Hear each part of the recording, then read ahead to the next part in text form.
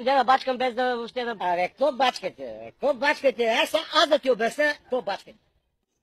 Колко дена има в годината, или Кочо? Колко дена има в една календарна година, а?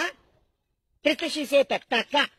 Обаче всеки ден от тия 365, 8 часа отиват в спане. И какво прави това? 122 дни. Колко останаха? 243. Така, 8 часа спане, обаче 8 часа свободно време. Така, спиш 8 часа, 8 часа, почиваш 8 часа, бачкаш 3 по 8, 24 часа денонощие. Мога да смяташ, нали?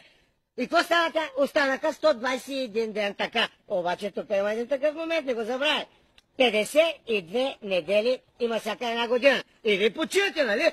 И какво стана? Останаха 69 дена. От тях обаче, петъците след обед, ай си говорим истината, всички са скатат. Значи 52 петъка, делено на 2, какво става? 26 дена, а е ляк пълен. По един час на ден обедна почивка, да ядете там да се капите с майонези, пици, който иска да яде. И какво? Останаха 35 дни. А в България 22 дена отпуска, като извадим, и останаха 13 дни, моето момче. И 12 дни от тях официални празници. И какво стана тя? Остана един ден. И той първи маля! Ай, дай да пускаш музика, че хората са си платили.